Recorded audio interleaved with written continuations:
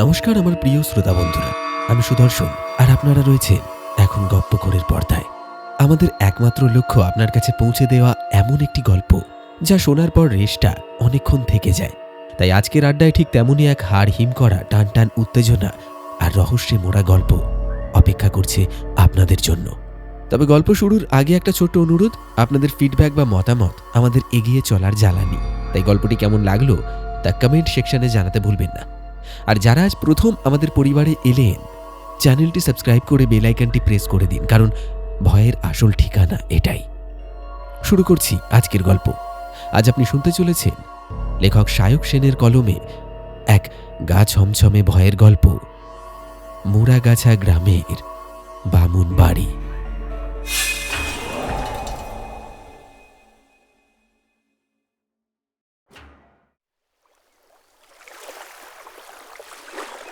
গঙ্গার বুকে তখন বিকেলের সোনা রোদ ক্রমশ ম্লান হয়ে আসছে। স্রোতের অনুকূলে একটা দাঁড় বেয়ে চলা নৌকার ছপছপ শব্দ ছাড়া আশেপাশে আর কোনো শব্দ নেই। মাঝে মধ্যে দুই একটা গাংচিল ডানা ঝাপটে মাথার ওপর দিয়ে উড়ে যাচ্ছে, যেন তারাও ঘরে ফেরার তারা অনুভব করছে। ক্যালেন্ডারের পাতায় সালটা 2000। মোবাইল ফোনের দাপট তখন গ্রাম বাংলায় এসে পৌঁছায়নি। যোগাযোগ বলতে ল্যান্ডলাইন আর চিঠি, আর বিনোদন বলতে রেডিওর খবর বা টেপ রেকর্ডার। এই ধীর লয়ের সময় দুই বন্ধু অনির্বাণ আর সুমিত নেশার ঝোঁকে বেরিয়ে পড়েছে এক অদ্ভুত অভিযানে। অনির্বাণ পেশায় একজন ফ্রিল্যান্স সাংবাদিক, চোখে মোটা ফ্রেমের চশমা আর কাঁধে সবসময় ঝোলানো থাকে একটা জেনিথ ক্যামেরা। খবরের কাগজে জনাকীর্ণ ডেস্কে বসে মাছি মারা কেরানির জীবন তার পোষায় না। অন্যদিকে সুমিত হল পুরোদস্তুর ইতিহাসের শিক্ষক। স্কুলের গণ্ডি, চক, ডাস্টার আর মুঘল সাম্রাজ্যের পতনের ইতিহাসের বাইরে সে বারবারই খোঁজ করে রোমাঞ্চকর বাস্তবতাকে। দুই মেরুর বাসিন্দা হলেও দুজনের মিল একটাই, অজানাকে জানার অদম্য কৌতূহল। কলকাতা থেকে একটা শক্তপোক্ত কাঠের নৌকা ভাড়া করে তারা রওনা দিয়েছে গঙ্গার উজানে। গন্তব্য নির্দিষ্ট নয়, উদ্দেশ্য হলো গঙ্গার গতিপথ ধরে যতটা সম্ভব উত্তরে এগিয়ে যাওয়া, নদী পাড়ের লুপ্তপ্রায় ইতিহাস আর জনজীবনকে কাছ থেকে দেখা। নৌকার খোলের মধ্যে গুটিয়ে রাখা আছে তাদের এই দীর্ঘ অভিযানের রসদ।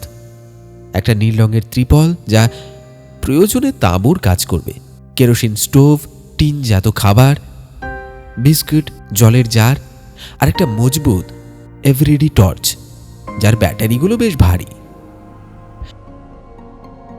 সুমিতের ব্যাগে আছে এলাকার পুরনো আমলের কিছু ম্যাপ, আর অনির্বাণের সম্বল তার নোটবুক আর ক্যামেরা। ঘড়ির কাঁটা বলছে বিকেল 5টা পার হয়েছে, কিন্তু নদীর বুকে এখন থেকেই আঁধার ঘনাতে শুরু করেছে। তারা এখন নদিয়া জেলার ভাটপাড়া গ্রাম ছাড়িয়ে খানিকটা এগিয়ে এসেছে। নদীর এই বাঁকটা বেশ নির্জন, দুপাশে কাশফুলের জঙ্গল আর বাবলা গাছের সারি। মাঝে মধ্যে দুই একটা মাছরাঙা ডাইভ দিচ্ছে জলে, কিন্তু মানুষের কোনো সাড়া শব্দ নেই। সুমিত হাল ধরে বসেছিল, হঠাৎ আকাশের দিকে তাকিয়ে বলল, অনির্বাণ, সূর্য তো ডুবলো বলে ম্যাপ অনুযায়ী সামনে কোনো বড় জনবসতি নেই। আজ রাতটা কি নৌকাতেই কাটাবো নাকি ডাঙায় তাঁবু ফেলবো? অনির্বাণ নোটবুক থেকে মুখ তুলে তাকাল। সূর্য তখন টকটকে লাল টিপ হয়ে ঝুলছে, নদীর জল সেই রঙে রক্তিম। সে বলল, নৌকোয় রাত কাটানো রিস্কি হতে পারে, স্রোত বাড়ছে। তার চেয়ে ভালো কোনো শক্তপোক্ত জায়গা পেলে নেমে পড়াটাই বুদ্ধিমানের কাজ হবে। ঠিক তখনই অনির্বাণের নজর আটকাল। আরে সুমিত, ওই দিকটা দেখ তো। অনির্বাণ আঙুল তুলে ইশারা করল নদীর বাঁ দিকের পাড়টার দিকে। নদীর পাড়টা সেখানে বেশ উঁচু আর খাড়া, ঝোপঝাড় আর লতাপাতায় ঢাকা সেই টিলার মতো জায়গাটায় জনবসতির কোনো চিহ্ন নেই। গ্রাম তো দূরস্থ, একটা গোয়াল ঘরও চোখে পড়ার কথা নয়, কিন্তু অদ্ভুতভাবে সেই নির্জন ঝোপের আড়ালে জরাজীর্ণ এক কুঁড়ে ঘরের অস্তিত্ব জানান দিচ্ছে একটা টিমটিমে আলো। সুমিত চোখ কুঁচকে তাকাল। ওটা ওটা কি হারিকেন? তাই তো মনে হচ্ছে। অনির্বাণ ক্যামেরাটা চোখে লাগিয়ে জুম করার চেষ্টা করল, কিন্তু আলো কমে আসায় লেন্সের ফোকাস ঠিকঠাক জায়গায় কাজ করছে না। আশ্চর্য তো, আশেপাশে কোনো গ্রাম নেই, ঘাট নেই, অথচ ওই পুরো জায়গায় একা একটা কুঁড়ে ঘর। আর কেউ একজন সন্ধে হতে না হতেই আলো জেলে রেখেছে। ব্যাপারটার মধ্যে একটা অদ্ভুত বৈপরীত্য ছিল। কুঁড়ে ঘরটা দেখলেই বোঝা যায় বহুদিন সংস্কার হয়নি, অথচ ওই এক চিলতে আলো বুঝিয়ে দিচ্ছে ওটা পরিত্যক্ত নয়। অ্যাডভেঞ্চারের নেশাটা মুহূর্তেই চনমনে হয়ে উঠল দুজনের রক্তে। নিরাপদ কোনো গ্রামে তাঁবু ফেলার বদলে এই অজ্ঞাত রহস্য তাদেরকে যেন চুম্বকের মতো টানল। সুমিত একটু দ্বিধা করে বলল, জায়গাটা কেমন যেন গা ছমছমে অনির্বাণ। মনে হচ্ছে না খুব একটা সুবিধার। ইতিহাসের স্যার হয়ে ভূগোলে ভয় পাচ্ছিস? আচ্ছা চল তো দেখি, হয়তো কোনো মৎস্যজীবী থাকে। আরে রাতটা কাটানোর একটা হিললে তো হবে নাকি? সুমিতের আপত্তি ধোপে টিকল না। তাছাড়া তার নিজের মনের কোণেও কৌতূহল উঁকি দিচ্ছিল। নৌকোর মুখ ঘুরিয়ে দেওয়া হলো সেই একলা আলোর দিকে।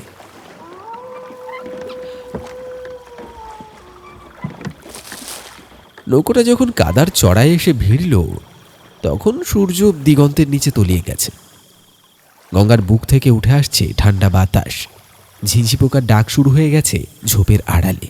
ঠিক আছে, নৌকোটা শক্ত করে নোঙর করে কাঁধের ব্যাগ আর টর্চটা হাতে নিয়ে দুজনে পা বাড়ালো সেই উঁচু পাহাড়ের দিকে।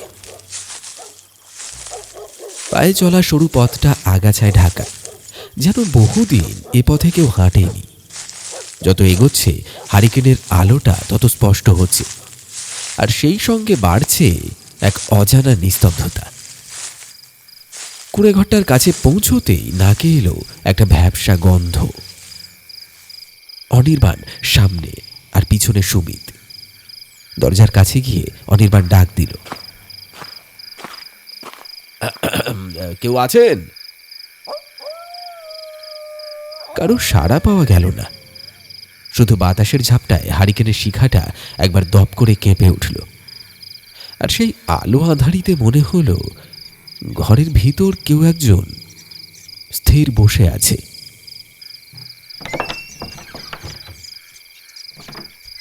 কুঁড়ে ঘরের জরাজীর্ণ কাঠের দরজাটা আলতো ঠেলতেই ক্যাঁচ ক্যাঁচ শব্দে একটা দীর্ঘশ্বাস বেরিয়ে এলো। অনির্বাণ আর সুমিত দ্বিধা জড়িত পায়ে ভেতরে ঢুকল। ঘরের ভিতরটা বাইরের অন্ধকারের চেয়ে সম্পূর্ণ আলাদা। আচ্ছা আলোয় দেখা গেল মাটির মেঝের এক কোণে একটা বাঘ ছালের আদলে তৈরি কম্বলের ওপর বসে আছেন এক প্রৌঢ়। পরনে গৌরিক বসন, কিন্তু জটাধারী সন্ন্যাসীদের মতো উস্কো খুস্কো নন তিনি। কাঁধ পর্যন্ত নামানো কাঁচা পাকা চুল বেশ পরিপাটি করে আঁচড়ানো, কপালে রক্তচন্দনের তিলক আর গলায় রুদ্রাক্ষের মালা। তিনি কিছু একটা আয়োজন নিয়ে ব্যস্ত ছিলেন।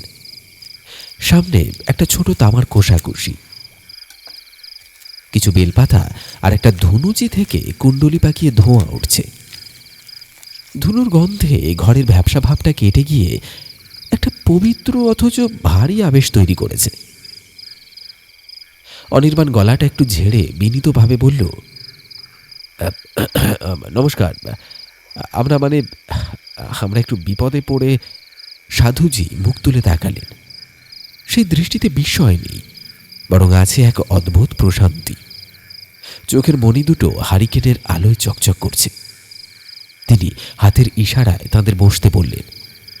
ভরাট গলায় বললেন, বিপদ বলে কিছু নেই বাবা, সবটাই সময়ের ফের। এসো, ভেতরে এসো। সুমিত আর অনির্বাণ আড়ষ্টতা কাটিয়ে সামনে এগিয়ে বসল।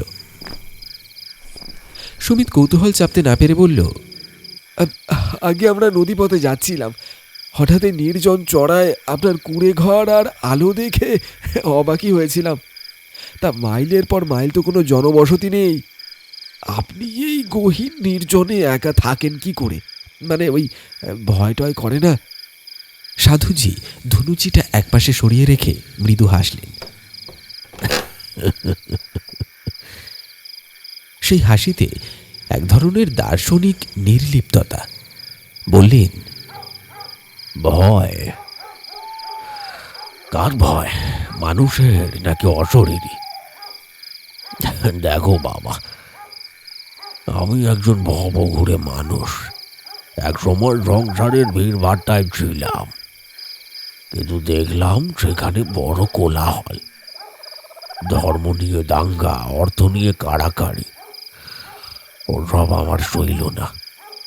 তাই এই গঙ্গার পাড়, এই অনন্ত নিস্তব্ধতাই এখন আমার আপন।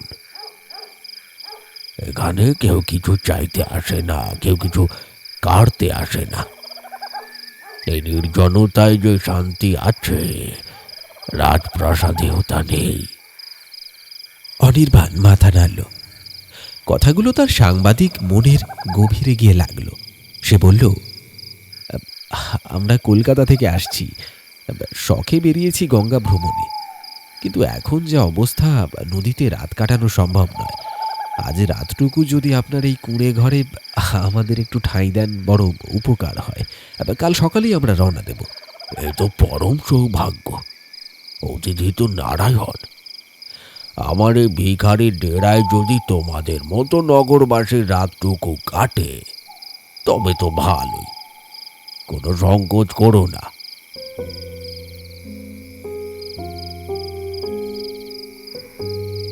রাতের আহারের আয়োজন হলো সামান্যই। সাধুজি একটা মাটির কলসি থেকে জল আর কিছুটা মর্তমান কলা, বাতাসা আর চিঁড়ে বের করে দিলেন। অদ্ভুত ব্যাপার, শহরের দামি রেস্তোরাঁতেও যে তৃপ্তি পাওয়া যায় না, সেই সামান্য চিঁড়ে আর কলায় যেন অমৃতের স্বাদ। হারিকেনের মৃদু আলোয় তিনজনে নিঃশব্দে আহার করল। খাওয়া শেষ হতে না হতেই পরিবেশটা বদলাতে শুরু করল। বাইরের বাতাস ভারী হয়ে উঠছে। হঠাৎ করেই কুঁড়ে ঘরের খুব কাছে, সম্ভবত বাইরের সেই কাশফুলের ঝোপের আড়াল থেকে একসঙ্গে অনেকগুলো শিয়ালের ডাক ভেসে এলো। সুমিত একটু নড়ে চড়ে বসল। শহরের ফ্ল্যাট বাড়িতে অভ্যস্ত, কানে এই ডাকগুলো বেশ গা ছমছমে। আর ঠিক তখনই টিনের চালে প্রথম ফোঁটা পড়ার শব্দ হলো। টাপুর টুপুর। মুহূর্তের মধ্যে ঝিরঝির করে বৃষ্টি নামল, আর তার সঙ্গে বইতে শুরু করলো দমকা হাওয়া। জানলার ঝাঁপটা দড়াম করে বাড়ি খেল। সাধুজি উঠে গিয়ে জানলাটা বন্ধ করে দিলেন, কিন্তু চালটা যে পুরনো তা বোঝা গেল একটু পরেই। ঘরের দুই কোণ দিয়ে টপটপ করে জল পড়তে শুরু করেছে। সাধুজি অভ্যস্ত হাতে দুটো মাটির হাঁড়ি সেই ফুটোগুলোর নিচে পেতে দিলেন। হাঁড়িতে জল পড়ার একটা ছন্দবদ্ধ শব্দ টুপ টুপ করে ঘরের নিস্তব্ধতাকে আরো গভীর করে তুলল। বাইরে তখন মুষলধারে বৃষ্টি। গঙ্গার গর্জন এখন ঘরের ভেতর থেকেও শোনা যাচ্ছে। অনির্বাণ হারিকেনের শিখাটা একটু উস্কে দিয়ে বলল, বাবা, আপনি কতদিন ধরে এখানে আছেন? মানে এই জায়গাটা দেখে মনে হয় এর একটা নিজস্ব ইতিহাস আছে। একা থাকেন, কোনো অদ্ভুত অভিজ্ঞতা কি হয়েছে কখনো? মানে যদি বলেন তাহলে সময়টা কেটে যায় আর কি। প্রশ্নটা শুনে সাধুজি কিছুক্ষণ চুপ করে রইলেন। তার দৃষ্টি নিবদ্ধ হল হারিকেনের শিখার দিকে। বাইরের বিদ্যুৎ চমকানোর আলোয় তার মুখটা ক্ষণিকের জন্য উদ্ভাসিত হয়ে উঠল। তিনি ধীর লয়ে বললেন, অভিজ্ঞতা তা হয়েছে বইকি। এই গঙ্গার প্রতিটি বাঁকে কত শত গল্প চাপা পড়ে আছে, তোমরা জানো না। তবে একটা ঘটনা আজ এই দুর্যোগের রাতে বড্ড মনে পড়ছে। সুমিত আর অনির্বাণ নড়ে চড়ে বসল। সাংবাদিক আর ঐতিহাসিক দুজনারই ষষ্ঠ ইন্দ্রিয় সজাগ হয়ে উঠেছে। সুমিত আগ্রহ ভরে বলল, বলুন না বাবা, আমাদের শোনার খুব ইচ্ছে। বাইরে তো এখন বেরোনোর উপায় নেই। এই বৃষ্টিমুখর রাতে আপনার গল্পই হোক আমাদের পাথেও। সাধুজি একবার মাটির হাঁড়িতে জমা জলের দিকে তাকালেন, তারপর দুই আগন্তুকের চোখের দিকে তাকিয়ে শুরু করলেন।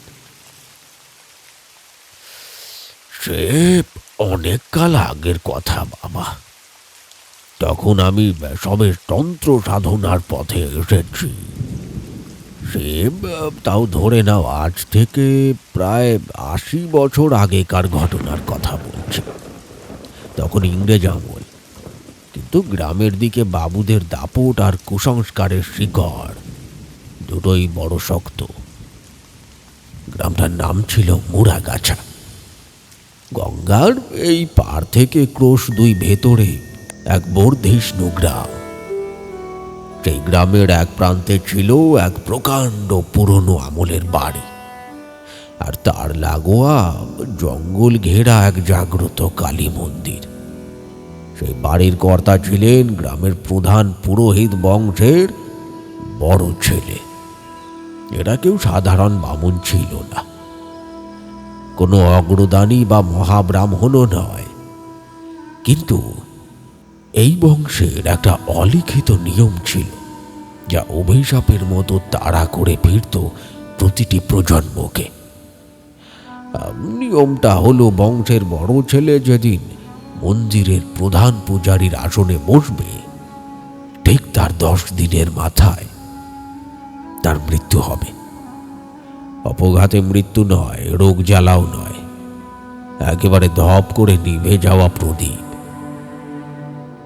তার সেবার সেই অভিশপ্ত সময়টা আবার ফিরে এলো। গ্রামের আকাশ বাতাস থমথমে। বামুন বাড়ির বড় দালানের এক কোণে মৃত্যু শয্যায় শুয়ে আছে সুবলের বাবা ভবতোষ চ্যাটুর্য।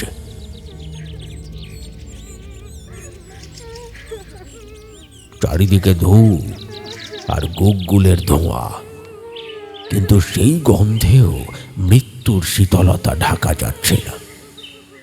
বাড়ির সবাই মুখে কাপড় দিয়ে ফুঁপিয়ে ফুঁপিয়ে কাঁদছে। সুবল তখন সবে কলকাতা থেকে বিয়ে পাশ করে ফিরেছে। নতুন যুগের ছেলে, চোখে মুখে শিক্ষার দীপ্তি, মনে নাস্তিকতার ঝোঁক।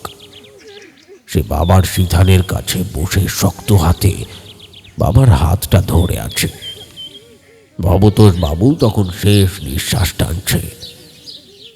গোলাটে চোখ দুটো কোনো মতে মেলে তিনি ছেলের দিকে তাকালেন। তার গলায় তখন যমদূতের পায়ের শব্দ। তিনি ফিস ফিস করে অতি কষ্টে বললেন,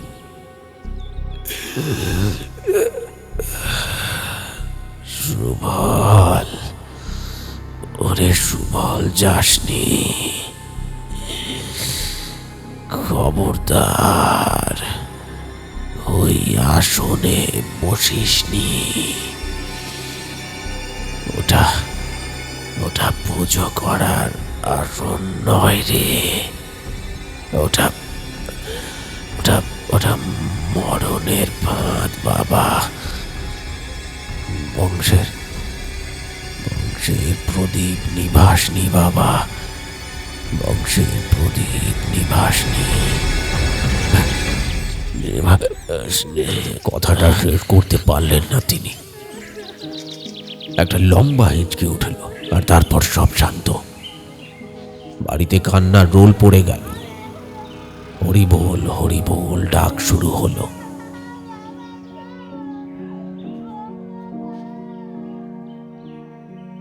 শ্মশান ঘাটে চন্দন কাঠ আর ঘিয়ের গন্ধে যখন ভবতোষের চিতার দাউ দাউ করে আগুন জ্বলছে, তখন আগুনের লেলিহান শিখার দিকে তাকিয়ে সুবলের চোয়াল শক্ত হয়েছিল। সে ভাবছিল, বাবার ওই শেষ কথাগুলোর মানে কি?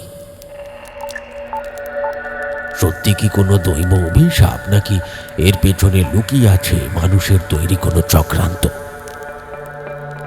কিন্তু সমাজ বড় কঠিন ঠাঁই। বাবার শ্রাদ্ধ শান্তি মিটতে না মিটতেই গ্রামের মোড়লরা আর নায়েব মশাই সুবলকে চেপে ধরল। বংশের রীতি, তাই সুবলকেই বসতে হবে ওই মন্দিরের দায়িত্বে। নিয়ম বড় কড়া। বাবার চিতাগ্নি নেভানোর পর 10 দিন ধরে চলবে অশৌচ পালন, আর ঠিক 11 দিনের দিন শুদ্ধ বস্ত্রে তাকে প্রবেশ করতে হবে ওই মন্দিরের অন্ধকার গর্ভগৃহে। পুজো দিতে হবে সেই ভয়ঙ্করী মহাকালীর। কিন্তু গ্রামের ইতিহাস বলে আজ পর্যন্ত কেউ ওই পুজোর পর দিন থেকে 11তম ভোরের সূর্য দেখেনি। 10ম রাত্রেই কোনো না কোনোভাবে রক্তবমি করে বা হৃদস্পন্দন থেমে পূজারী মৃত্যুর কোলে ঢলে পড়েছে। একমাত্র সুবলের বাবাই ছিলেন এমন একজন ব্যক্তি যিনি এক মহাদৈবিক হোক বা ভগবানের আশীর্বাদে একটানা 20 বছর ধরে ওই মন্দিরের সেবায়ত ছিলেন।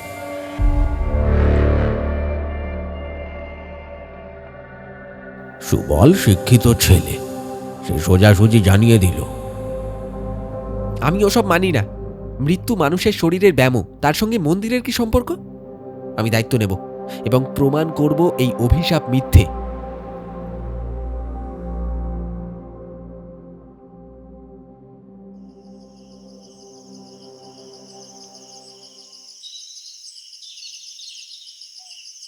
সেই দিনটা ছিল সুবলের পিতার মৃত্যুর পরের 9ম রাত। পরের দিনই পূর্ণতিথি। পরশুদিন সুবলের পরীক্ষা। বাড়ির অন্দরমহলে তখন থমথমে পরিবেশ। সুবলের স্ত্রী সৌদামিনী পাশের গ্রামে ছিল তাদের পৈতৃক ভিটে। সময়ের সাথে সাথে কিভাবে যে সৌদামিনী সুবলের সঙ্গে প্রণয় বন্ধন হয়ে পড়ে এবং তারপরে বিবাহ, তা সে আজও ঠিক করে বুঝে উঠতে পারে না। বোধহয় বুঝে উঠতে পারে না এইটুকু সময়ের মধ্যে এতটা কাছাকাছি তারা কিভাবে চলে এলো। দুটো পরিবার কি করে এক হলো। তবে যখনকার কথা বলছে তখন সৌদামিনী অন্তঃসত্ত্বা। বিয়ের মাত্র 1 বছর হয়েছে, কিন্তু তার আগেই কপালে বৈধব্যের খাঁড়া ঝুলছে। এই ভয়ে মেয়েটা আধমরা হয়ে আছে। রাতের খাওয়া দাওয়ার পর শোবার ঘরে হারিকেনের আলোয় সৌদামিনী সুবলের পা ঝরিয়ে কান্নায় ভেঙে পড়ল। ওই মন্দিরের ছায়াও মারিও না, চলো আমরা পালিয়ে যাই, কলকাতায় চলে যাই। আমার পেটে তোমার সন্তান, তার মুখ চেয়ে তুমি এই জেদ ছাড়ো। সুবল তার স্ত্রীকে আলতো করে বিছানায় বসালো, বলল, সৌদামিনী, তুমি এই কুসংস্কারে বিশ্বাস করছো? আমি যদি পালিয়ে যাই তবে সারা জীবন এই গ্রামের মানুষ আমাদের ভীরু বলবে। আর বাবা কেন মারা গেলেন, দাদু কেন মারা গেলেন, এই রহস্যই থেকে যাবে। এটা শুধু কুসংস্কার নয় গো, আমি শুনেছি, পাড়ার ওই বুড়ি মাতঙ্গিনী পিসির কাছে শুনেছি, ওটা সাধারণ মন্দির নয়, ওখানে নাকি কোনো এক অতৃপ্ত শক্তির বাস। মাতঙ্গিনী পিসি বলতো অনেক কাল আগে ওই মন্দিরের নিচে নাকি কিছু একটা চাপা দেওয়া হয়েছিল, সেই পাপই বংশের বড় ছেলেকে টেনে নেয়। পিসি আমাকে পুরোটা বলেনি, ভয় তার জীব আড়ষ্ট হয়ে আসছিল, কিন্তু তার চোখে দেখেছিলাম আমি, সে চোখে মরণের ভয় ছিল। সুবল একটু হাসল, ম্লান হাসি। সে সৌদামিনীর মাথায় হাত রেখে বলল, দেখো, মাতঙ্গিনী পিসি বুড়ো হয়েছে, তার ভীমরতি ধরেছে। শোনো বউ, আমি বিজ্ঞান পড়েছি। কার্য কারণ ছাড়া জগতে কিছু ঘটে না। আমাদের বংশের মানুষেরা হয়তো হার্ট অ্যাটাকে মারা যান বা ওটা জিনগত রোগ হতে পারে, কিন্তু মন্দিরের ভূত প্রেত ওসব গাল গল্প। তুমি শান্ত হয়ে ঘুমো, আমি কথা দিচ্ছি, এই রহস্যের শেষ আমি দেখব। যে দেবতা প্রাণ নেয় সে দেবতা হতে পারে না। আমি কাল রাতেই এর ফয়সালা করব। সৌদামিনী সেদিন আর কথা বাড়াতে পারেনি, কিন্তু বুকের ধুকপুকুনি কমেনি। সে জানতো না সুবলের এই অদম্য কৌতূহল আর জেদ তাকে এমন এক সত্যের মুখোমুখি দাঁড় করাবে যা বিজ্ঞানের বইতে লেখা থাকে না। সাধুজি এইটুকু বলে থামলেন। বাইরে তখন বাজ পড়ার শব্দে কান পাতা দেয়। তিনি একটু জল খেলেন মাটির ভাঁড় থেকে। অনির্বাণ আর সুমিতের গায়ে তখন কাঁটা দিচ্ছে। তাদের মনে হচ্ছে তারা যেন আর সেই কুঁড়ে ঘরে নেই। তারা চলে গেছে ৮০ বছর আগের সেই মুড়াগাছা গ্রামের এক অভিশপ্ত রাতে।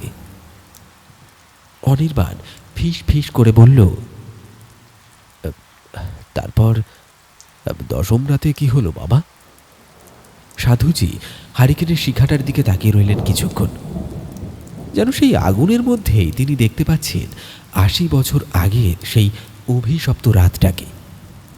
তারপর ভারী গলায় আবার শুরু করলেন, নবমী তিথি, আকাশে চাঁদ থাকলেও মেঘের আড়ালে তার মুখ ঢাকা। চারিদিক ঘুটঘুটে অন্ধকার। সুবলের চোখে ঘুম নেই। বিজ্ঞান মনস্ক মন বারবার বলছে যা কিছু ঘটছে তার পেছনে কোনো যুক্তি আছে, কিন্তু মনের গহীনে কোথাও একটা আদিম ভয় ফনা তুলছে। রাত তখন গভীর। বাড়ির সবাই অঘরে ঘুমোচ্ছে, শুধু সুবল জেগে। হঠাৎ তার মনে হলো বাড়ির পিছনের জঙ্গল ঘেরা পথটা দিয়ে কেউ যেন পায়ে পায়ে হেঁটে গেল। শুকনো পাতার মচমচ শব্দে বুকটা কেঁপে উঠল তার। জানলা দিয়ে উকি মেরে দেখল একটা লণ্ঠনের আলো দুলতে দুলতে এগিয়ে যাচ্ছে সেই কালী মন্দিরের দিকে। সুবলের কৌতূহল আর বাঁধ মানল না। সে সন্তর্পণে ঘর থেকে বেরিয়ে এলো, হাতে একটা শক্ত লাঠি আর পকেটে টর্চ। ভিজে ঘাস আর কাঁটা ঝোপ মারিয়ে সে অনুসরণ করতে লাগলো ওই আলোটাকে। মন্দিরের কাছে পৌঁছাতেই সে থেমে গেল। জরাজীর্ণ নাট মন্দিরের এক কোণে টিমটিমে আলো জ্বলছে, আর সেই আবছা আলোয় দেখা যাচ্ছে দুটো ছায়া মূর্তি। সুবল একটা মোটা প্রাচীন বট গাছের আড়ালে নিজেকে লুকিয়ে ফেলল। কান পাতল অন্ধকারের বুকে। বাতাসের শোঁ শোঁ শব্দের মধ্যেও ভেসে এলো ফিসফিসানি। কণ্ঠস্বরটা চিনতে ভুল হলো না তার। গ্রামের মোড়ল মশাই হরিপদ মুখুজ্জে, কিন্তু উল্টো দিকের লোকটাকে সে চিনতে পারল না। আপাদমস্তক কালো আলখাল্লায় ঢাকা, শুধু চোখ দুটো জ্বলছে হিংস্র পশুর মতো। মোড়ল মশাইয়ের গলা কাঁপছিল, যেন এক গভীর আতঙ্কে তিনি কুঁকড়ে গেছেন। তিনি বলছিলেন, কিন্তু ঠাকুর, এই যে বড় অধম্য। সুবল ছেলেটা নতুন বিলেত ফেরত, ও কি এসব মানবে? আর ওর পেটে বিদ্যা আছে, ওকে সহজে ভোলানো যাবে না। তাছাড়া গ্রামের লোক জানবে। দ্বিতীয় ব্যক্তিটি কর্কশ চেরা গলায় হেসে উঠল। সেই হাসিতে কোনো আনন্দ নেই, আছে হাড় হিম করা নিষ্ঠুরতা। সে বলল, অধর্ম, গ্রামকে বাঁচাতে অধর্ম ধর্ম হরিপদ। ভুলে যেও না, ভুলে যেও না, তোমার এই মুড়াগাছা গ্রাম আজ যে টিকে আছে তা কাদের রক্তে? এই চাটুর্যে বামুনদের বংশের রক্তেই তো তোমরা নিঃশ্বাস নিচ্ছ। সুবল নিজের কানকে বিশ্বাস করতে পারছিল না। সে আরো একটু এগিয়ে গেল। বুকের ধরফরানি তখন হাতুড়ির ঘা মারছে পাঁজরে। মোড়ল মশাই যেন আবার মিনতি করে বললেন, সে তো জানি ঠাকুর, সে কবে কোন অকালে বংশের কর্তা নিজের আয়ু বেঁচে চুক্তি করেছিলেন দেবীর সঙ্গে। কিন্তু কথা তো ছিল বংশের বড় ছেলে 40 বছর পর্যন্ত বাঁচবে, তারপর তার বাকি আয়ু গ্রামকে রক্ষা করবে। ভবতোষ তো 40 পার করেছিল সেই কবেই। তবে সুবলকে এখনই কেন? কারণ দেবীর খিদে বেড়েছে। আলখাল্লাধারী লোকটা গর্জে উঠল। পাপের ভারে গ্রাম ডুবতে বসেছে হরিপদ। এখন আর 40 বছরের বুড়োর রক্তে দেবীর তুষ্টি হবে না। এবার চাই কচি রক্ত, টাটকা প্রাণ। তবে এই বাঁধন অটুট থাকবে। মহামারী গ্রামের চৌকাঠ বেরোবে না। বটগাছের আড়ালে দাঁড়িয়ে সুবলের হাত পা অবশ হয়ে আসছিল। তার মনে পড়ে গেল বাবার মৃত্যুর বয়স। বাবা তো 40 বছর পার করে কয়েকটা বছর কাটতে না কাটতেই মারা গেলেন। তার দাদুও তাই। এ কোনো কাকতালীয় ঘটনা নয়, এক ঠান্ডা মাথার খুন। গ্রামের স্বার্থে প্রজন্মের পর প্রজন্ম ধরে তাদের বলি দেওয়া হচ্ছে। কিন্তু পরের কথাটা শুনে সুবলের রক্ত জল হয়ে গেল। অন্ধকার মূর্তিটা মোড়ল মশাইয়ের দিকে ঝুঁকে হিস হিস করে বলল, শোনো হরিপদ, সুবলকে যদি কাল রাতের মধ্যে শেষ না করা যায় তবে সর্বনাশ হবে। কিন্তু তার চেয়েও বড় কথা, খবর পেয়েছি সুবলের বউটা পোয়াতি। তার পেটে যে সন্তান বাড়ছে সে হলো এই বংশের নতুন অঙ্কুর। মহাকালীর স্বপ্নাদেশ। ওই শিশু ভূমিষ্ঠ হওয়ার সঙ্গে সঙ্গেই তাকে বলি দিতে হবে। কচি প্রাণের আয়ু অনেক বেশি। ওইটুকু বাচ্চার রক্ত যদি দেবীর পায়ে পড়ে, তবে আগামী 100 বছর এই গ্রামে আর কোনো মরক ছোঁবে না। তোমাদের আর কাউকে বলি দিতে হবে না। কথাটা শোনার পর মোড়ল মশাই কিছুক্ষণ চুপ করে রইলেন। তারপর ভয় আর্ত গলায় বললেন, কিন্তু বাবা, সুবল কি তার সন্তানকে ছাড়বে? ছাড়বে না মানে? ছাড়বে না মানে? কাল রাতে যখন সুবলকে গর্ভগৃহে ঢোকানো হবে তখন সেখান থেকে আর সে ফিরবে না। আর তার বউ বিধবা হয়ে বাপের বাড়ি যাওয়ার পথেই তার ব্যবস্থা হবে। বাচ্চাটা শুধু আমাদের চাই, বুঝেছ মোড়ল মশাই? বাচ্চাটা কিন্তু চাই।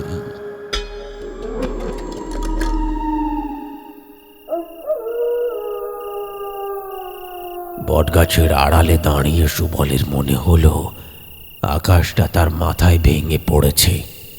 তার বিজ্ঞান, তার যুক্তি সব যেন এক নিমেষে চূর্ণ হয়ে গেল। এ কোনো অলৌকিক অভিশাপ নয়, এ হলো মানুষের লোভ আর কুসংস্কারের এক জঘন্য চক্রান্ত। এরা শুধু তাকে মারতে চায় না, তার অনাগত সন্তানকেও ছিঁড়ে খেতে চায়। সুবল আর নিজেকে সামলাতে পারল না। তার চোখের সামনে ভেসে উঠল সৌদামিনীর মুখ। রাগে, ঘৃণায় আর ভয়ে তার শরীর কাঁপতে লাগল। সে বুঝতে পারল এই গ্রাম তার ঘর নয়, এ এক কসাইখানা। এখান থেকে তাকে পালাতে হবে এক্ষুনি। কিন্তু পালাবে বললেই তো পালানো যায় না। চারিদিকে এই শয়তানদের চর ছড়িয়ে আছে। সুবল পা টিপে টিপে পিছু হটতে গেল, কিন্তু বিধি বাম। অন্ধকারে পায়ের নিচে পড়ে থাকা একটা শুকনো ডাল মট করে ভেঙে গেল। নিস্তব্ধ রাতে সেই সামান্য শব্দটাই যেন বজ্রপাতের মতো শোনালো। নাট মন্দিরের কথা থামিয়ে ছায়ামূর্তি দুটো তৎক্ষণাৎ ঘুরে তাকালো অন্ধকারের দিকে। কে কে ওখানে? মোড়ল মশাইয়ের ভীতু কিন্তু সতর্ক চিৎকার। সুবল আর অপেক্ষা করল না, সে প্রাণপণে ছুট লাগালো উল্টো পথে। পিছনে শোনা গেল ভারী পায়ের শব্দ আর চিৎকার।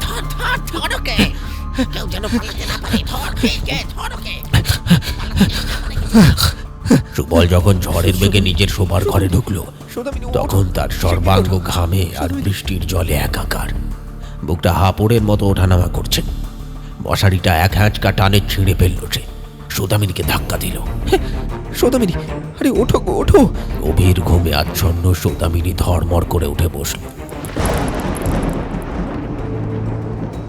চোখের পাতায় তখন ঘুমের রেশ। সে স্বামীকে ওই অবস্থায় দেখে ভ্যাবা চাকা খেয়ে গেল। সুবলের চোখ দুটো জবা ফুলের মতো লাল, চুলে কাদা মাখা, আর সারা শরীর থর থর করে কাঁপছে। কি হয়েছে গো? তুমি এমন করছো কেন? আর বাইরে এত কিসের শব্দ? সৌদামিনী ভীত গলায় জিজ্ঞেস করল। সুবল কোনো উত্তর দিল না। সে উন্মাদের মতো আলমারি খুলে সামান্য কিছু টাকা আর সৌদামিনীর গয়নার বাক্সটা একটা পুঁটুলিতে বাঁধল। তারপর সৌদামিনীর হাতটা শক্ত করে চেপে ধরে ফিস ফিস করে বলল, প্রশ্ন করার সময় নেই বউ। যদি বাঁচতে চাও, যদি পেটের সন্তানটাকে বাঁচাতে চাও, তবে আর এক মুহূর্ত এ বাড়িতে নয়, এক মুহূর্ত নয়, এক্ষুনি এক্ষুনি আমাদের পালাতে হবে, পালাতে হবে। পালাবো? কোথায়? এই নিঝুম রাতে? নরকে যাব, তবু এই গ্রামে থাকবো না। এরা এরা মানুষ নয় সৌদামিনী, এরা পিশাচ। চলে এসো, চলে এসো আমার সাথে, চলে এসো। সুবল প্রায় টানতে টানতে তার অন্তঃসত্ত্বা স্ত্রীকে নিয়ে খিড়কি দৌড় দিয়ে বেরিয়ে এলো। বাইরে তখন নিকষ কালো অন্ধকার, ছিটে ফোটা বৃষ্টি পড়ছে। গ্রামের পথে পথে মোড়লের লেঠেলটা হয়তো এতক্ষণে ছড়িয়ে পড়েছে। তাই সুবল সদর রাস্তা মারালো না। সে ছোটবেলা থেকেই এই গ্রামের নারী নক্ষত্র চেনে।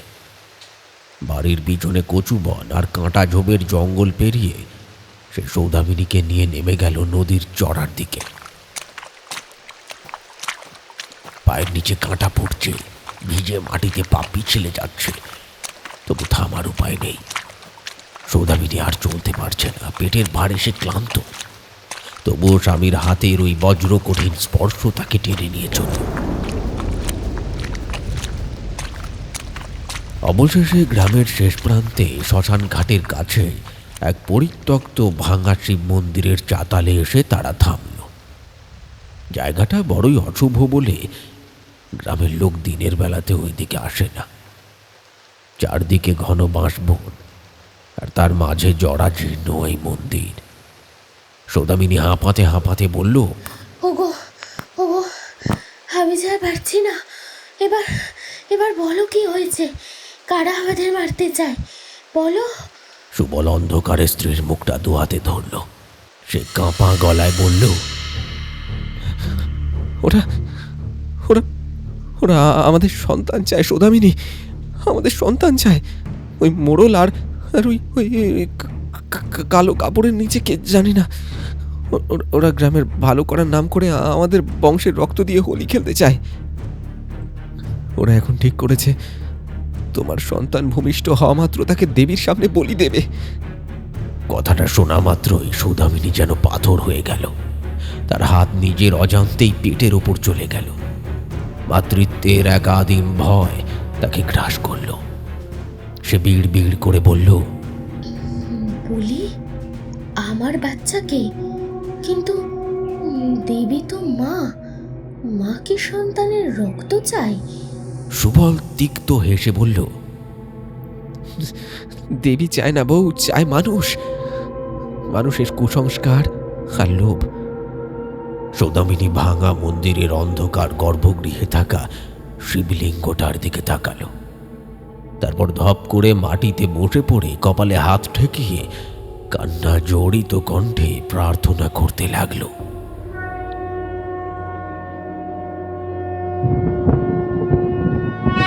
হে মহাদেব, হে মা কালী, তোমরা যদি সত্যি থাকো তবে বিচার করো, আমার নিষ্পাপ সন্তানকে রক্ষা করো।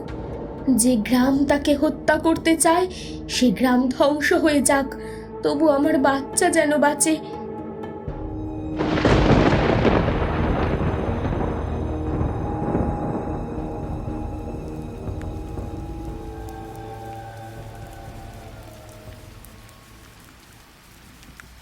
এইটুকু বলার পর সাধুজি একটু হাসলেন। সেই হাসিতে করুণা আর ঘৃণার এক অদ্ভুত মিশেল। তিনি অনির্বাণদের দিকে তাকিয়ে বললেন, তোমরা ভাবছো গ্রাম শুদ্ধ লোক কেন হঠাৎ এমন ক্ষেপে উঠল? কেন ওই মোড়ল মশাই নিজের গ্রামেরই এক ব্রাহ্মণ পরিবারের সর্বনাশ করতে চাইল? এর উত্তর লুকিয়েছিল ওই আলখাল্লাধারী লোকটার পরিচয়। অনির্বাণ নড়ে চড়ে বসল। কে ওই লোকটা? সত্যি কি কোনো তান্ত্রিক? তান্ত্রিক না, সে ছিল এক ধুরন্ধর জাদুকর। আর তার চেয়েও বড় কথা, সে ছিল এক আহত সাপ। তার নাম ছিল ভৈরব। বহু বছর আগে সুবলের দাদু যখন যুবক, তখন ওই ভৈরবের বাবা ছিল গ্রামের হাতুড়ে ওঝা। চিকিৎসার নামে সে গ্রামের অসহায় মেয়েদের ওপর অত্যাচার করত, কালা জাদুর ভয় দেখিয়ে সর্বস্ব লুটত। সুবলের দাদু ছিলেন তেজস্বী মানুষ। তিনি একদিন সবার সামনে ওই ওঝার ভণ্ডামি ধরে ফেলেন এবং তাকে গ্রাম থেকে জুতোর মালা পরিয়ে বের করে দেন। সেই অপমানের আগুন ভৈরবের বুকে ধিকি ধিকি জ্বলছিল। সে তখন ছোট, তাই কিছু করতে পারেনি। ধীরে ধীরে বড় হওয়ার সঙ্গে সঙ্গে সে গ্রাম ছেড়ে চলে যায় বহু দূরে কামাক্ষার পাহাড়ে। সেখানে সাধনা করে কি না করে জানি না, তবে সে শিখে আসে সম্মোহন বিদ্যা আর মানুষ মারার হরেক রকম বিষাক্ত কৌশল। সে ফিরে এসেছিল প্রতিশোধ নিতে। তার লক্ষ্য কোনো গ্রামের মঙ্গল ছিল না। তার একমাত্র লক্ষ্য ছিল চাটুর্যে বংশকে নির্বংশ করা। ভৈরব জানত গ্রামের মানুষ ভীরু, তাই সে প্রথমে গ্রামের মোড়লকে বাগে আনে। মোড়লকে সে বুঝিয়েছিল গ্রামের সব মহামারীর কারণ হলো দেবীর অসন্তোষ। সে কিছু হাত সাফাই আর রাসায়নিক ভেলকি দেখিয়ে নিজেকে মস্ত বড় সাধক প্রমাণ করেছিল। যে চুক্তির কথা সে বলেছিল, অর্থাৎ ওই বামুন বংশের ছেলেকে 40 বছর বাঁচতে দেওয়া, সেটা ছিল তার সাজানো কালকল্প। আসল সত্য হলো সে চাটুর্যে বাড়ির বড় ছেলেদের খাবারের সঙ্গে এক ধরনের ধীর লয়ের বিষ মিশিয়ে দিত, যা ঠিক 10-12 বছর ধরে শরীরের ভেতরে কাজ করত আর এক সময় হৃৎপিণ্ড থামিয়ে দিত। কিন্তু সুবলকে নিয়ে তার ভয় ছিল। সুবল শিক্ষিত, তাকে বিষ খাওয়ানো সহজ নয়, তাই সে বেছে নিয়েছিল বলির পথ। গ্রামের মানুষদের কুসংস্কারকে হাতিয়ার করে সে চেয়েছিল সুবলের বংশধরের রক্ত দিয়ে নিজের বাবার অপমানের শোধ দিতে। সেদিন রাতে ওই ভাঙা শিব মন্দিরে বসে সুবল যখন স্ত্রীর কান্না শুনছিল, তখন সে জানত না শিকারী পশুপাল তাদের গন্ধ পেয়ে গেছে। হঠাৎ বাঁশবনের শুকনো পাতা মরমর করে উঠল। অন্ধকারের বুক চিড়ে জ্বলে উঠল অনেকগুলো মশাল, আর সেই আগুনের আলোয় দেখা গেল ভৈরবের বীভৎস মুখ। তার চোখ দিয়ে যেন আগুনের হলকা বেরোচ্ছে। কোথায় পালাবে সুবল?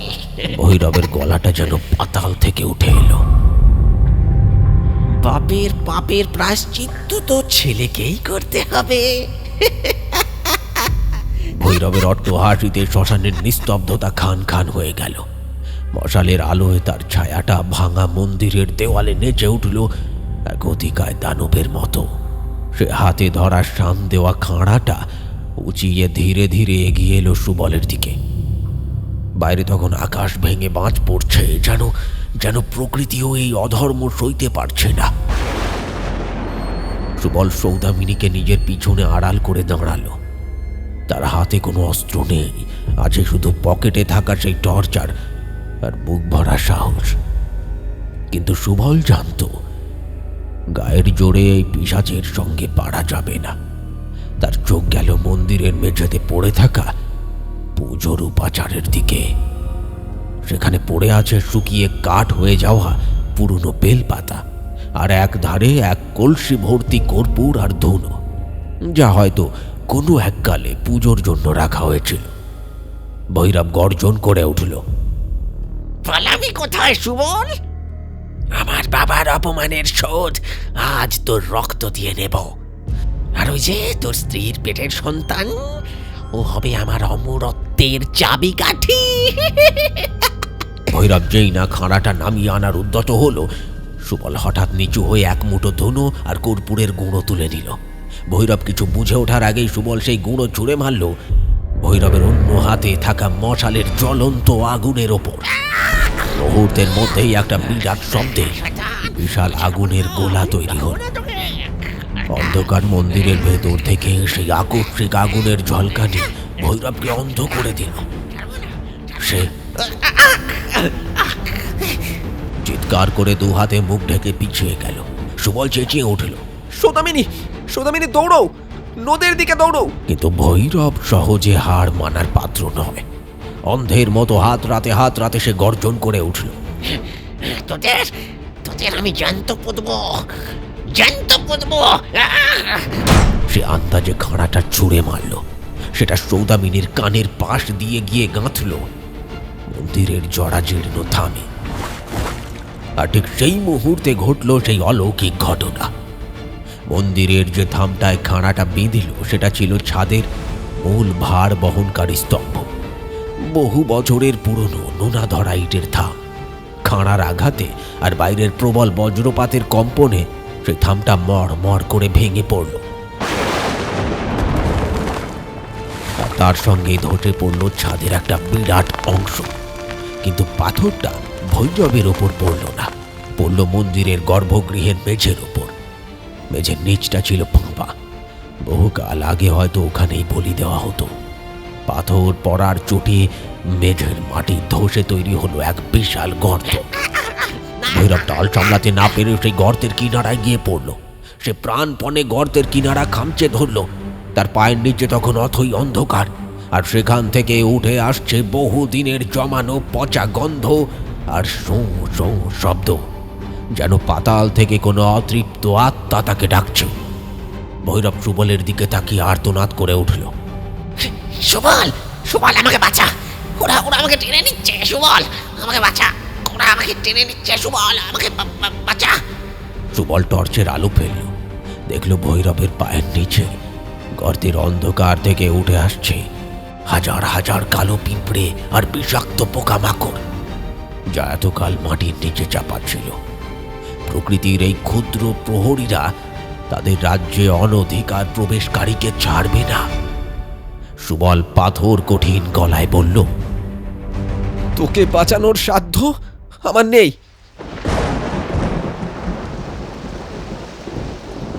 ভৈরবের হাত ফসকে গেল। এক গগন বিদারী চিৎকার দিয়ে সে তলিয়ে গেল মন্দিরের সেই অন্ধকার সুড়ঙ্গের অতলে। ওপর থেকে আরো কিছু পাথর ধসে পড়ে সেই গর্তের মুখ চিরতরে বন্ধ করে দিল। বাইরে তখনও ঝড় চলছে, কিন্তু মন্দিরের ভেতর এক অদ্ভুত শান্তি। সুবল সৌদামিনীর হাত ধরে বলল, আর এক মুহূর্ত নয়, চলো।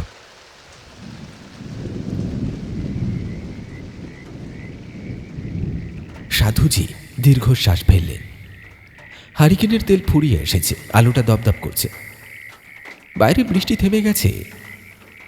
গঙ্গার বুক থেকে তখন হাওয়া ভেসে আসছে। অনির্বাণ আর সুমিত এতক্ষণ শ্বাস রুদ্ধ হয়ে বসেছিল। সুমিত কাঁপা গলায় জিজ্ঞেস করল, তারপর সুবল আর সৌদামিনী কি পালাতে পেরেছিল? সাধুজি উঠে দাঁড়িয়ে জানালাটা খুলে দিল। তারপর মৃদু হেসে বলল, পেরেছিল। সেই ঝড়ের রাতেই এক মাঝির নৌকায় তারা গঙ্গা পার হয়ে চলে যায় সোজা নবদ্বীপে। সুবলবাবু আর কোনোদিন পইতে পড়েননি, কোনোদিন পুজো করেননি। তিনি স্কুলে মাস্টারি করে জীবন কাটিয়েছেন। আর সৌদামিনী, তিনি আজীবন সেই রাতের কথা ভেবে শিউরে উঠতেন। অনির্বাণ তার নোটবুক বন্ধ করতে করতে বলল, অসাধারণ কাহিনী, কিন্তু বাবা, একটা প্রশ্ন রয়ে গেল, আপনি এত খুঁটিনাটি জানলেন কি করে? মানে সুবল বাবু কি আপনার পরিচিত কেউ ছিলেন বা আপনার বংশের কেউ পরিচিত ছিলেন? সাধুজি এবার অনির্বাণের চোখের দিকে তাকালেন। সেই দৃষ্টিতে এমন কিছু ছিল যা অনির্বাণের সাংবাদিক সত্তাকেও কাঁপিয়ে দিল। সাধুজি নিজের গায়ের গেরুয়া চাদরটা একটু সরালেন। দেখা গেল তার বুকের বাঁ দিকে ঠিক হৃৎপিণ্ডের ওপর একটা গভীর পুরনো কাটা দাগ। না, জন্মদাগের মতো নয়, যেন কোনো ধারালো কিছুর আঘাতের চিহ্ন। তিনি ধীর লয়ে বললেন, সৌদামিনী যখন ওই মন্দিরে দৌড়াচ্ছিলেন তখন তিনি হোঁচট খেয়ে পড়ে গিয়েছিলেন। পেটে আঘাত লেগেছিল। ডাক্তাররা বলেছিল বাচ্চাটা হয়তো বাঁচবে না বা বিকলাঙ্গ হবে, কিন্তু বাচ্চাটা জন্মেছিল সুস্থ। মহাদেবের আশীর্বাদে বুকে এই দাগটা নিয়ে জন্মেছিল সে, যেন সেই অভিশপ্ত রাতের স্মৃতি তার শরীরেও খোদাই করা ছিল। সুমিত চমকে উঠে দাঁড়িয়ে পড়ল। তার মানে আপনি সেই... সাধুজি হাসলেন। সেই হাসিতে কোনো উত্তর ছিল না, ছিল এক গভীর রহস্য। তিনি বললেন, নাম পরিচয় এসব তো মাটির দেহের হয় বাবা। আমি এখন শুধুই এক পাহারাদার। পাহারাদার? কিসের? অনির্বাণ অবাক হয়ে প্রশ্ন করল। সাধুজি মেঝের দিকে আঙুল দেখালেন, ঠিক যেখানে তিনি বসে পুজো করছিলেন। তোমরা কি খেয়াল করেছ, আমার এই কুঁড়ে ঘরটা একটা উঁচু ঢিবির ওপর তৈরি? এটা সাধারণ মাটি নয়। 80 বছর আগে এখানেই ছিল সেই ভাঙা শিব মন্দির। মহাকাল মন্দিরটাকে মাটির নিচে গেঁথে দিয়েছে, আর আমি এই কুঁড়ে ঘর বেঁধে ঠিক সেই গর্তের মুখের ওপর বসে আছি, যাতে সেই ভৈরব বা তার সেই অশুভ শক্তি মাটি ফুঁড়ে আর কোনোদিন বেরিয়ে আসতে না পারে। আমি যে সুবলেরই রক্ত বংশের বড় ছেলে, তাই এই অভিশাপ আগলে রাখার দায়িত্বটাও যে আমারই। অনির্বাণ আর সুমিতের মেরুদণ্ড দিয়ে একটা ঠান্ডা স্রোত বয়ে গেল। তারা বুঝতে পারল সারা রাত তারা কোনো সাধারণ কুঁড়ে ঘরে নয়, বসে আছে এক 80 বছর আগের জীবন্ত সমাধির ওপর। আর তাদের সামনে বসে আছেন যিনি, তিনি একাধারে সেই ভুক্তভোগী এবং এক অতন্দ্র প্রহরী।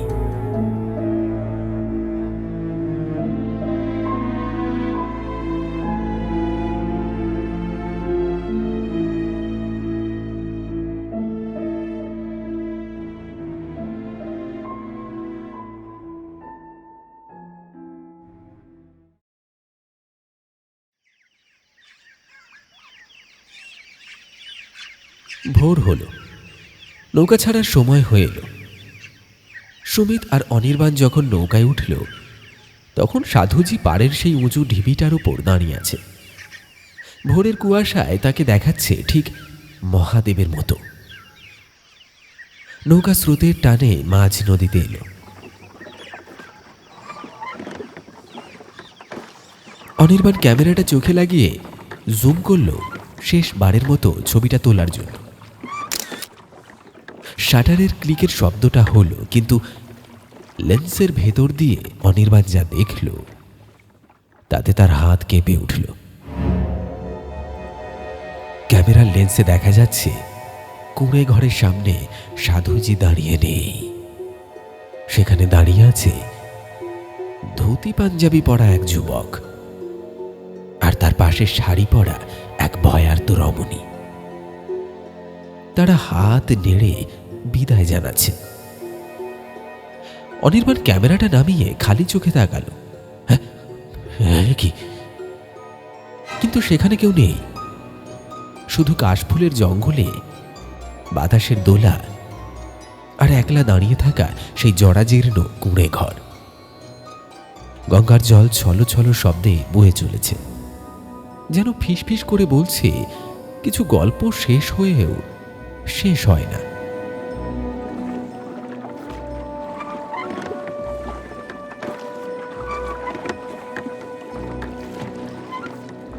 শুনলেন মুড়াগাছা গ্রামের বামুন বাড়ি।